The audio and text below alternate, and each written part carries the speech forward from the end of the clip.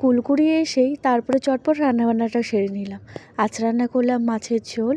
এখানে রান্না করছি কড়াইয়ে সজনে ডাঁটা চচ্চড়ি সর্ষে বাটা দিয়ে। অনেক দিন পর আজকে সর্ষে বাটা দিয়ে করছি। এদিকে ছেলের টিফিনটাও রেডি করছি। গাজরের পরিমাণটা আজকে বেশি দিয়েছি, গাজরটা একটা দিয়েছি। আজকে পরোটা বানিয়ে দেব। আর এখানে ময়মের জন্য চিনি, লবণ, তেল সব কিছু দিয়ে আগে ভালো করে মিশিয়ে নিচ্ছি। আটা দিয়েই বানাচ্ছি। পরে কিন্তু আমি যে গাজরটা আমি ম্যাশ করে রেখেছিলাম সেটাকে দিয়ে আগে ভালো করে চটকে মেখে নিচ্ছি, কারণ গাজরে তো জল আছে।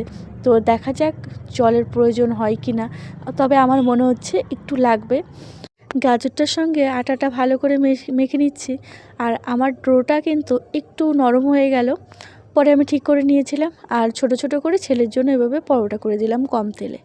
আর তার সঙ্গে ওই চচ্চড়ি করে দিয়েছি। বাস, ছেলের টিফিন রেডি। এবার বড়মশাইয়ের টিফিনটা প্যাক করে যাওয়ার পালা। সকালে আর ভাত খেয়ে যাওয়ার মতো সময় থাকে না, কারণ সকালে ঘুম থেকে উঠি তো ভীষণ তাড়াহুড়ো শুরু হয় তোমাদের দাদা ভাইয়েরও।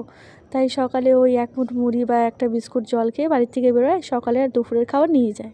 সব আইটেমের নাম মুখে কিন্তু বলা সম্ভব হচ্ছে না, তাই বলছিল এগিয়ে আসুন, দেখুন, দেখি বলটা দেখি। তখন দুধ দিয়ে গেল, গেটটা খোলা রেখেছিলাম, বা সেই পাকে মামাম সোনা গেটটা ধাক্কিয়ে বাইরে চলে গেছে। এবার ওখানে একটা ফেরিওয়ালা দাঁড়িয়ে আছে, 20 টাকার সব জিনিসপত্র, প্লাস্টিকের, স্টিলের। তো মেয়ে এখন বল দেখে ভীষণ পরিমাণে বায়না, এখন বল কিনে দাও। তো মেয়েকে একটা বল কিনে দিলাম, আর আমিও একটা প্লাস্টিকের বড় ঝুড়ি নিলাম। অনেক দিন থেকে ভাবছিলাম আমিও একটা ঝুড়ি নিব, তবে এর থেকে একটা বড় ঝুড়ি থাকলে নিতাম। তো এটা পেলাম, এটাই নিলাম। তো বন্ধুরা, বাজে এখন 4:26। গেটে তালা দিয়ে দিয়েছি। চলো এখন গেটটা খুলে দিই, কারণ এখনই ছেলে আসবে। আমা আসি, দাঁড়াও।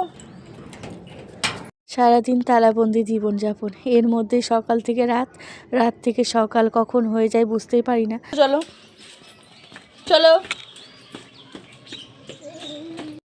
ছেলে আসার পর ওই বোনকে নিয়ে মাঠে চলে গেছে, ওই যে খেলছে 2 ভাই বোন। আমি আবার ডাকছিলাম স্কুল থেকে এসে, জানো তো ভাতও খাইনি।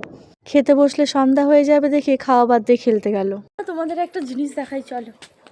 একটাই হয়েছে একটা গাছে, একটাই সবেদা ধরেছে। দেখো তার গায়ে কত আবার পিঁপড়াও ধরেছে।